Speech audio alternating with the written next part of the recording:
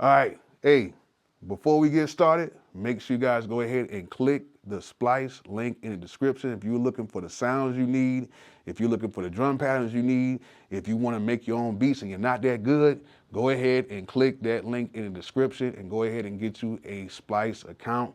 Click that link, you're gonna save some money and you're gonna be able to make great beats like everybody else. So go ahead and click that link in the description, get Splice, and you'll be good, all right?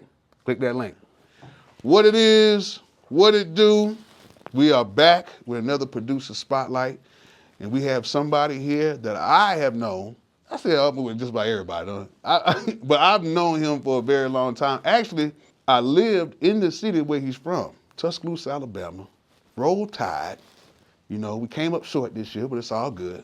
It's okay. You know what I'm saying? But I'm here with one of the most successful producers, whether it be hip hop, country, jazz, whatever. He's one of the most successful producers in the state of Alabama. We have a friend, like this is a real friend, like I've known him for years. I remember when he really got started too, right? Yeah, I used to sit there, come just look at y'all, do y'all shit. You know what I'm saying? Yeah. Everybody, give it up for the one, the only. I say it all the time too, but the one and only, M16. Beats, man. M16 beats now because y'all don't want to hurt nobody. You know what I mean? So it's M16 beats in the building. Shout out to my dog Bolo, bro. For real, like real T-Town partner right here, bro. Like, man, the cookouts, the what was the events, Brad Stillman, bro? We used to always go to, man. Sure, yo, it's YouTube footage of that, bro. We all at the campus. All of us, bro. You had dreads and everything. It's on YouTube, bro. What was I doing? We was chilling. There's a bunch of music and stuff. Oh, okay. I thought. Yeah, you probably was drunk. Yeah. Or something. But man, I'm gonna tell you some crazy stuff. I went to Stillman College, went there to play football. My homeboy Ty Cutter ended up getting me in music. Shout out to Ty Cutter, shout out to DJ Stickerbush. Started doing music, started getting my own little groups. That's when I started doing my whole thing with taking artists that were unknown and putting beats and putting a plan behind them and doing my thing. And next you know, it was a young cat, which I cannot remember his name, who kept telling me about this kid who's making beats on FL Studio, which back then, it was like outlawed. You made beats on Fruity Loops? I had no other way, man. But they were hard. From that point, I ended up leaving school, you know what I'm saying? Ended up moving back to Florida for a little minute. And next you know, he just goes hard, pause, when he starts getting in these beat battles. I'm gonna tell you straight up, bro, one of my favorite beats of all time is when you sampled that Oompa Loompa sample. Word, you still remember that? Dang. Yeah, I better remember that one. I remember that one. That Oompa Loompa sample, when you played it at Club Apache, I don't know what year that was, but it went stupid. That was. Shout out to Club Apache during those days doing the beat battles. Big Ty, man. Shout out to Big Ty, Fort Knox, man. Apache Cafe, the beats. It was Producer Cafe, bro. They showed us mad love over there, bro. Like I was fresh from T-Town. Sam Adams brought me down there, and I was in the wild card round, bro. I started in the wild card round, made it out the wild card round, won the whole beat battle. And then after that, you know, folks kind of knew my name from there. And then it took you not just in the Atlanta ranks, it took you worldwide with the beat battles because you went to the BB Kings, man. Yeah, you did the big ones like the corporate one. Yeah, I battled the BB Kings, bro. As I look back, like that's crazy though. Like who just go there for one, and then if you go there, it got to be for something special. But I actually was on the main stage there. Came in third place overall. You know what I mean? I felt like I should have won it. But, shit, yeah, that beat battle got me around the world, man. I wish I could have took it further. But the other side popped up, and so, you know, here we are. And your career kind of went at a pretty good pace. It went pretty quickly, pretty smooth, too. And then next, you know, we turn around. I remember I moved up here. I had just got my first, like, big song. You know what I'm saying? I moved up here, and then I heard this song on the radio, and I'm like, hold on. I didn't know the group at the time. I'm saying like, yo, who's this? Who is these guys rapping with Lil Wayne? Dude named Titty Boy on here. You know what I'm saying? He rapping and stuff like that. And next you know, it's a song called Duffle Bag Boys. So just go ahead and take us through the whole process of how you even got that placement with that record with Duffle Bad Boys. All right, so shout out to Tit. You know what I'm saying? Tit took me on his wing when I first came down here. We actually met him. Me and Kato met him in Birmingham. You know, I used to go to all the open mic events and stuff. I was a performer. I rapped and everything, but I still was passing out my beat CDs as I rapped. So, you know, me and bro started getting cool. So, you know, we ride around there. We'd listen to beats all day. I go to the studio with him. We had songs with Rick Ross and everything before that. I had songs with Gucci Mane. All that stuff before Duffle Bad Boys, nobody just knew that it was me doing them beats. But you see what I'm saying? Like, so I'm just riding around just being there, right? And so that song came about when I think Focus started coming through the beat battle and just scaring people. Focus, you scary guy, you. Big Focus coming through the beat battle, scaring people. So I'm like, if I ever got to go up against him, I got to have something. So I made the Duffle Bad Boy beat just in case. Yeah. So we just up there playing beats. It low-key ended up happening like that, right? Like, so shit, we just playing beats back to back to back to back. Boom. So I smacked that. Everybody like, woo. And so I leave there. He had hit me probably like a day or so later, like, I'm going to Miami, you got some beats? I'm like, yeah, I met him at the gas station, gave him a beat CD. And then he called me back when he got there and just played it over the phone, bro. All I heard was, I'm like, who is that? And he hung up the phone. And then after that, hey, bro, you got to sign the paperwork with it. What? It just, oh, okay. Yes, but okay. And then just like that, bro. That was, what was it, 2007, bro. 2008. End of 2006, 2007. And then 2008 is when, you know, I kind of really got in there, but. And then like we were talking before, like from that, you know what I'm saying? Like when I seen you was with Dipset, you was with so many other artists after that. And like, it goes to show like, if you just kind of just get in the game in a sense, and you got a pretty long list of stuff you've done, but then a lot of people, you know, they come around, he's like, yeah, you know, M16, and then you think, Young Jeezy. And it's like, okay, now we getting into the Jeezy situation now. Yeah, that's my dog too, man. Jeezy real. Well, shout out to DJ Toomp though. Oh yeah, Toomp is the man. Shout That's out my to dog. DJ Toomp, bro. So I give you that one in that shit too, man. Toomp like, yo, 60, how you be doing them Fruity Loops? Same thing you out. Man, how you do that on Fruity Loops? So shit, you know, me and Toomp trade information on stuff. And he was like, leave me some beats. I'm gonna go pull up on Dog later. So, you know, I just left him there. And then he called me on the FaceTime with G's in the background going crazy. Yeah, bro, this. Like that, appreciate that. And let them know what the song, I want you to tell them what song it is. It's Young Jeezy, I Do, featuring Andre 3000, Jay-Z, and Drake. Just hold on real quick. Let's just understand what he just said. Let's rewind that and please tell them who was all on the record one more time. Shit. I mean, excuse my language. Drake, Andre 3000, Jay-Z, and Jeezy. Because the Drake version came out after. So Drake version dropped after. But yeah, that song got nominated for a Grammy. That was the first time they all collaborated. So, man, I appreciate that, folks. For liking my beat, man, you know? Basically, like, with both of those tracks, it was through a form of and I try to say it in the rawest form, help. Help, yeah. Help. You need help. And I want a lot of these young producers to know that there's nothing wrong. It's okay to ask for it. To ask. In a respectful way. For help. Like if it was a young producer came to you and they say, you know, I really want to get on. I really want to do this. I want to do that. What would be some ways that you would tell these producers out here to come at producers like you for help in this day and age? In this day and age, it's like, not to like make nobody feel uncomfortable on what they may have or what they may not have, but you, in a sense, will have to do a status check, right? Or a report, like, okay, well, what do you got right now? What do you have access to? Because a lot of these people have way more than what they need. But they think they need somebody like us to put them somewhere, when really they got everything. You just need us to tell you what to do with what you already got. So my first thing is to just see what they all, see what all they got going on. And then if it's somebody who I see that truly got a certain type of one in a million type of something to them, Yeah. then, hey man, let's, you know what I mean?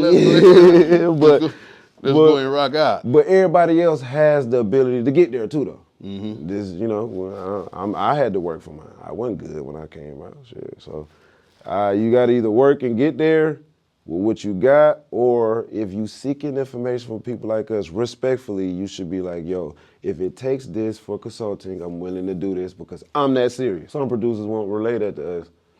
But they be like, oh man, you too big time, man. So I know you ain't gonna read this message, but that's a sob story to me. Yeah. So I don't see you making it later on because you already ruling yourself out. I'm only dealing with people who come in. And it should be a form of confidence, but not overconfidence in a sense. But it's more like a respected type of a situation. That's it. Yeah. And a little small version of business because now we all should know this by now. Everything is business related. It's definitely business related. I'm gonna tell y'all, and I talked about this on my live too. It's business related and it's some things personal related too. True. One thing a lot of y'all have to understand, I gotta put some of y'all on blast. When y'all come to me, hygiene. Oh Lord. If you come to me and your breath smell like 2 weeks ago, you're done. You're done.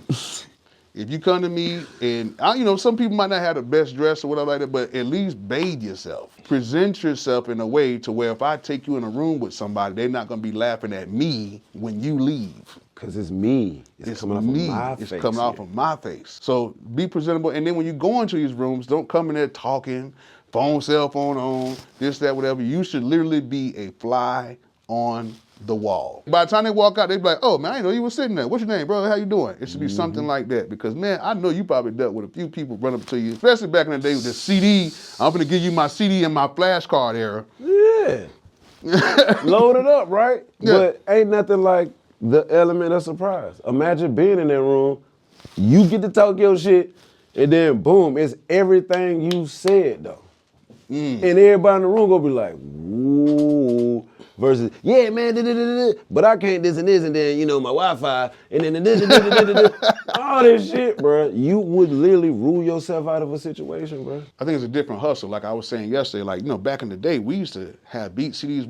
We would sell our beat CDs, you know what I'm saying? Sell the whole CD? Sell the whole CD, because we had to hustle and get this money to keep this thing going. My phone number was on there. Yeah, you know what I'm saying? You had to go out and, especially you see somebody with a car, or you be like, hey, you got a cousin that rap. It was a different type of a grind, because I remember going to UA campus and selling my beat CD. Yeah. Kind of like, back in the day when I used to. Like a package deal. Like a package, like, look, you buy this beat CD for $25, you can use whatever you want.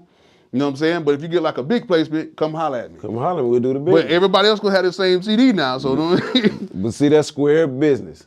You know what I'm saying? And so we still can do this with up and coming producers. They have to just tell us that, yo, this is my situation.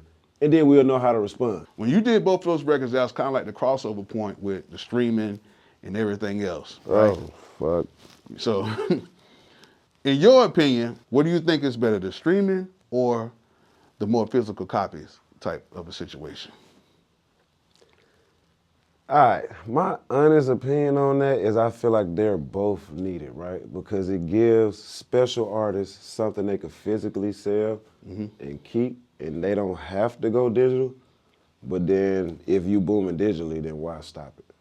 You know what I'm saying? Why go against it if you already got that motion and you don't have to sell that physical? Shit, that might just be the way. But do you think so far as like publishing or whatever, you think it was more, you were making more?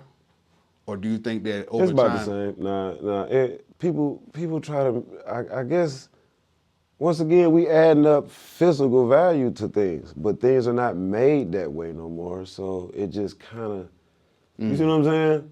Yeah, we ain't got to walk around with all the stuff like that. It's just this now. Yeah. So, you see what I'm saying? All that kind of trickles down. It's still about the same, bro. It's literally still about the same. You think it's just probably get your money long? It might maybe take a longer period, or do you think it's something that just that's business though. If you do the right type of deals, it's instant. Just like back in the day, like you either do a deal back in the day that's drawn out and you getting effed over, or you get hit right off top. So the people who got the internet stuff going on, if they know how to jump into like be in my ass cap and do their business that way, or even jump and holler at publishing companies, they can get their stuff fast, bro, because they got the numbers to show it. Because I kind of feel like it's kind of the same because I had a taste of both. Right, we came from both, but I feel like it ain't that much different. But I think it was better if you was on an album back then. No, it definitely was, though, because it was more stuff to sell, so you would get more money because it was more, this booklet, Yeah. you know, all that stuff, bro. It was, the booklet could be a poster. The only thing I do miss about it is you can't really, like, you have to now be your own publicist. You have to do everything because back in the day you can go through, like you used to go through like, oh, this person produced that, this person, this Go person, through this and see person. it. Now it's like, If you don't tell nobody, they ain't even gonna know. you ain't gonna know. Like beat tagging, everything is essential right now. Yeah. For somebody coming up in the game and somebody really trying to get at the point you're at right now. Like you worked in some of the biggest studios, you worked with some of the biggest artists in the world. You know what I'm saying? Like, what would be a great pointer for these up and coming producers to know right now in the game to get to this point? Knowing who you are and what works for you, and I know that probably sounds like everything everybody say, but I'm telling you, if you get into any business, if you're a car salesman, you're gonna want your cars to look the best. You're gonna go through the extremes. So with beat selling right now, y'all have the super advantage. We can go online, we get cussed out by the labels if somebody act like they wanted to pick something, and then somebody else get it, and then we might miss a whole placement. Y'all can finesse it 1,000,000 times. Y'all can lease 1,000,000 times with no backlash. We couldn't do that back in the day, bro. We had to just wait. Yeah. Hey, man, I can't get it to you. You end up playing it by mistake. Ooh, what that is? You see what I'm saying? Yeah. So it's an advantage to just see what market you in, target that market. Like, if you not a person who you think could get to Lil Baby and all them right now, take the type route. That works, right? And then somebody would, like Lil Baby, one of his homies end up rapping on it because they be looking for it. Yeah. And then you end up in the studio with Baby. And that's manifestation. And that's on you if you want to do it that way. But finding what it is that works for you versus, hey, Bolo, I'm finna start doing what you doing. And then he can't get the results as Bolo doing because you're not really fit to do what Bolo doing. You ain't finna go through the extremes to get this footage. Having them people ain't finna let you in to get the footage. So that's just, you take it in steps, man. Get to what you can get to, control what you can control. Don't take on nothing above you. God got a plan. Just stick to what you can control. You know what I mean? And just find what works for you, bro. Do you feel that it matters where you live at to get on in music? No.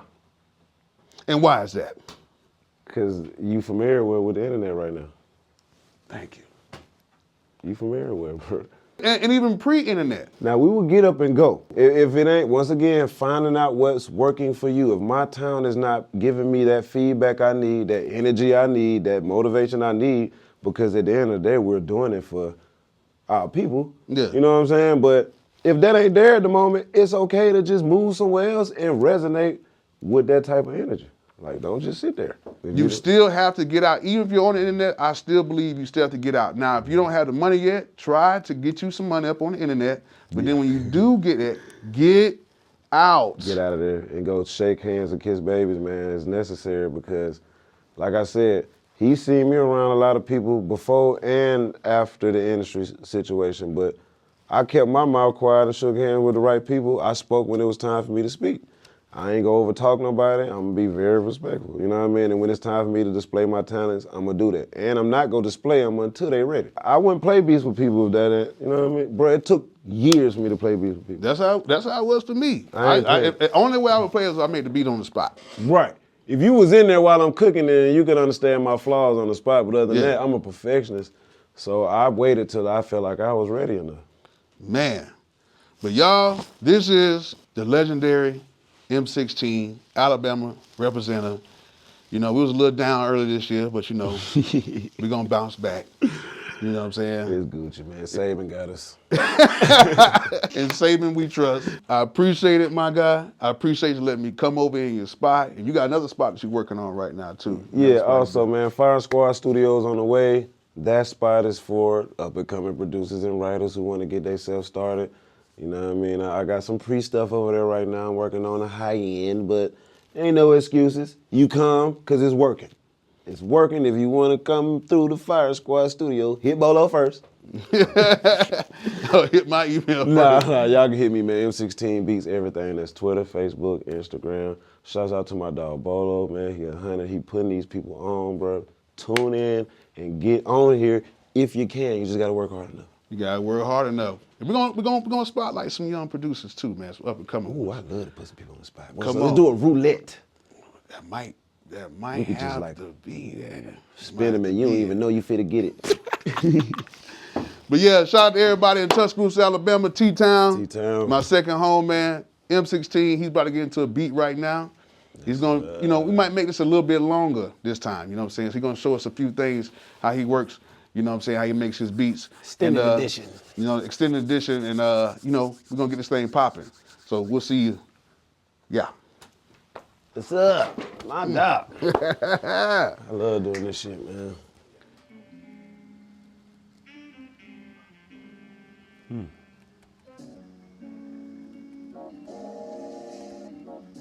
I want to go vocal driven though. So I'm vocal driven, right? Yes, no. Shit. Whatever you want to do. I like this. I like to express vocals sometimes, man. They sit good in beats, man. That's what low key made I do. Sound like that. Man. I just kept doing that part. Should be crazy because everybody who you make beats, everybody make their own thing in their own way. You know what I'm saying? Yeah, there's no wrong way. I tell niggas when they get into that shit, bro, don't be trying to really emulate what other people do. There's really no wrong way to do this shit. And now they making it hella easy for niggas. I wish we had this type of wave, boy. Don't you know what it's like getting a band together somewhere, nigga? Especially like for a young nigga, bro. Imagine me trying to pull a band together. Get it, find the perfect one, and see, he got all the good sounds over here. I be telling y'all, man, y'all need to go and get that Splice account now. Get that Splice, bro. Splice save your life. Wow.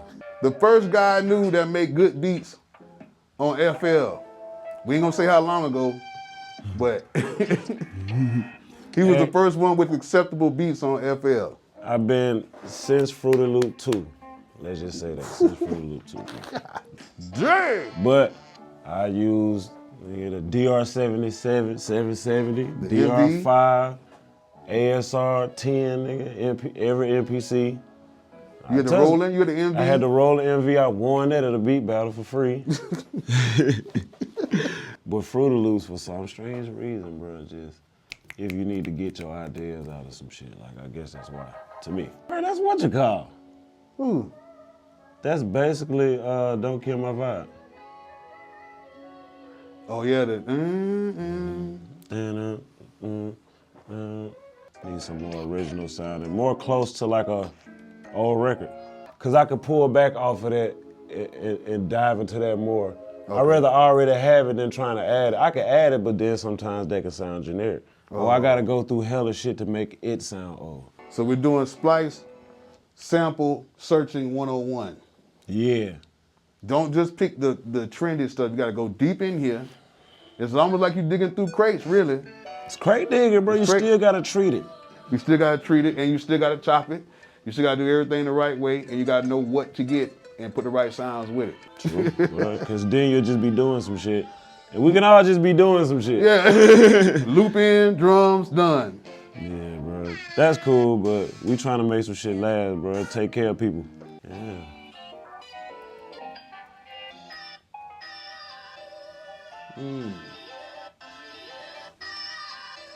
I like that, but they already got it choppy. So I'm looking for the most closest thing to a sample, right? Okay, they got elements in I like. Boom.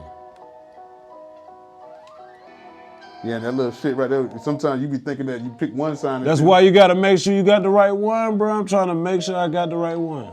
Cause I've been drugged the wrong one in that bitch, bro.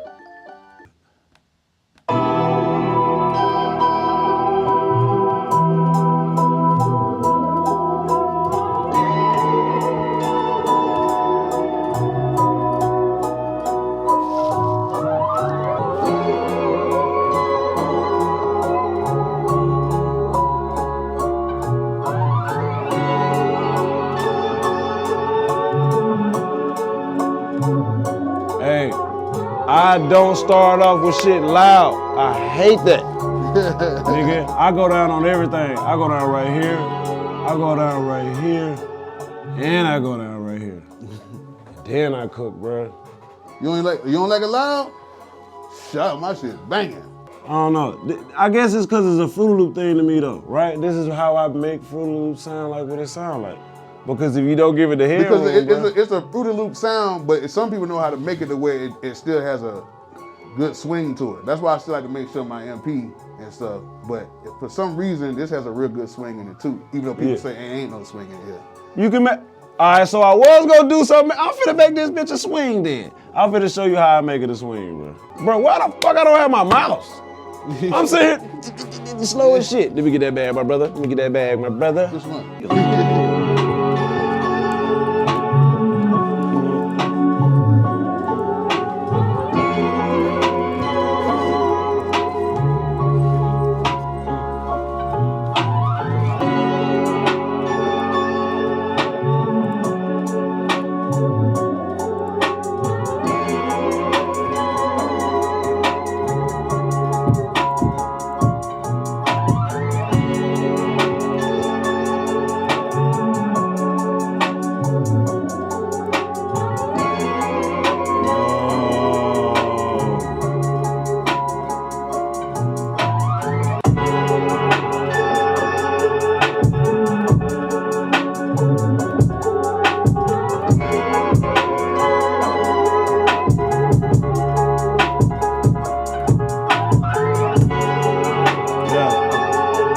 But that ain't the fun part yet though. Yeah. It's still swingish, but watch how I swing it even more. Oh.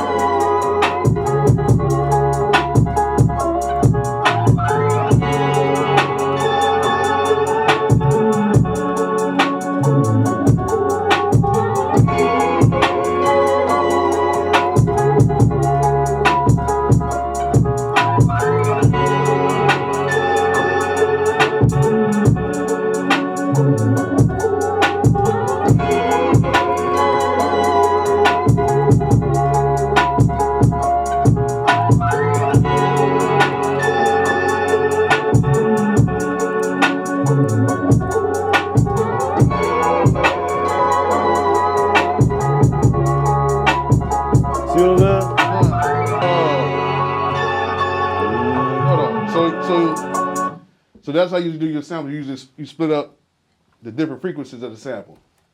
Well, okay, so in this case is that bass is so high in this sample because I took it up, so I wouldn't want to just leave it in there as an element when I'm using it as a main sound. I see what you're saying. So instead of even automate, you just go ahead and just take it out, just EQ it out. And fuck with it even more and just do other shit to it because now I got it separate. I could just do more shit. I can even tone it even more without fucking with the main part of the sample. I could just do more shit to that. You hear that, kids? It's more than just picking samples. You gotta actually manipulate them in a way to get them sounding right. Cause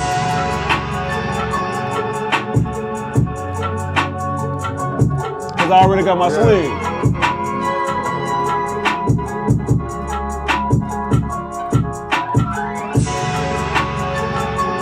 And if it's too fast,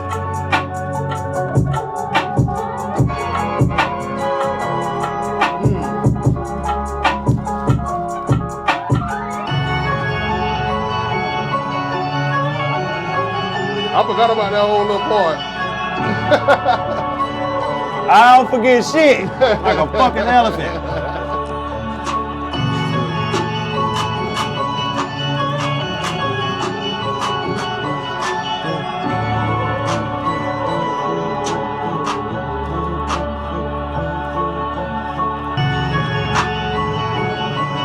So you got save presets.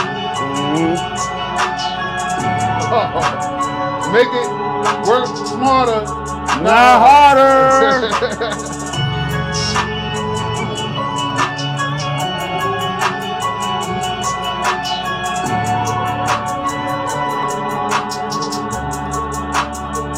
Guess what I can do with that bass?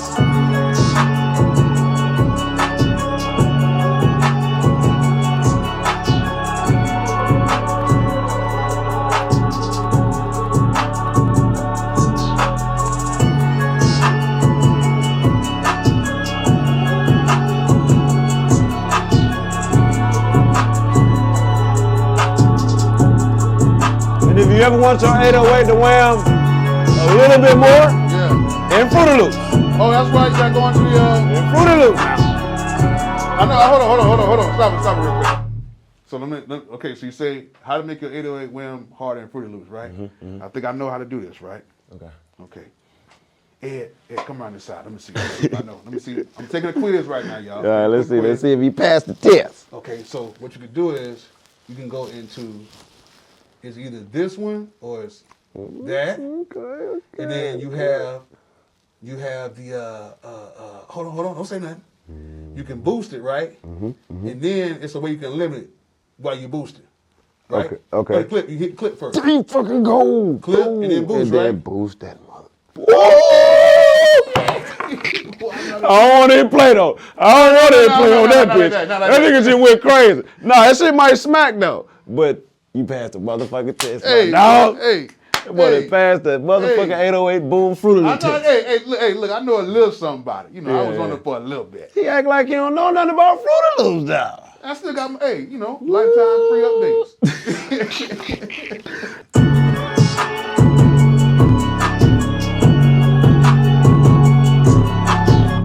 Why I won't limit it? Because you don't have to. That means you would literally be limiting. Yeah, you right. 808, bro. Don't limit the motherfucker.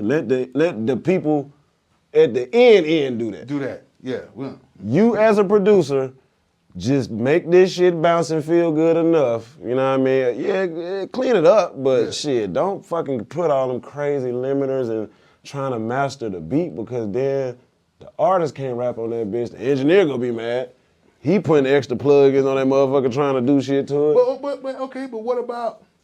what about the producer who's making their beats for online or whatever like that? Well then, that should be, I feel like, an area, right? Yeah. I feel like it should be like mix and master beats. Yeah. I feel like they should. You know what I mean? Because I could just throw some shit up and nigga be like, what you mastered it on? I'm like, nah, that's straight out the shit. And he gonna be like, damn, I went through all this and that. Regardless of what you went through, it just need to be know that, hey, these are how these bitches sound, mix and master, so you can pick them like this if you want to. Yeah. But then you got the ones that, people is just mixing and putting their shit up, bro, because I wouldn't get no master beat. We couldn't do nothing with that. Nah, couldn't. 2-track master that you bought it offline. It's lovely to have it and present it that way. But I feel like if you get in here and mix on it enough, like what I'm doing. My shit go on there too. You right. Unmastered. You right. Technically. So really all I'm doing is taking all the parts I like of the sample, bro, and doing different shit to them. And that's just it. And just adding different stuff to it. Add different shit to it, bro, until till I'm pleased with everything from the sample, and then I go even deeper. I mean, but which I'm not gonna do, cause this bitch pretty much done. I'm gonna show you how this hip hop gonna translate into that though. I'm gonna show you.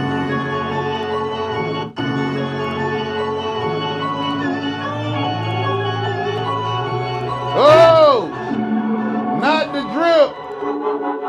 Kyle Beats.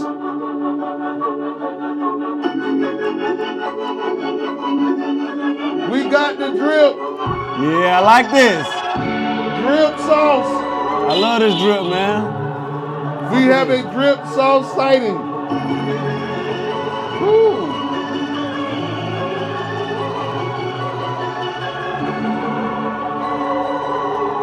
One more thing I want to add to this.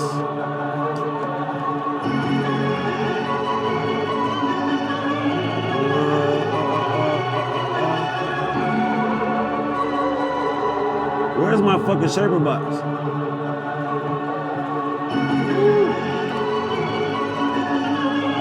Uh-oh.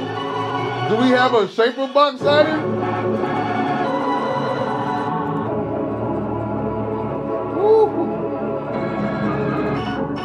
Almost.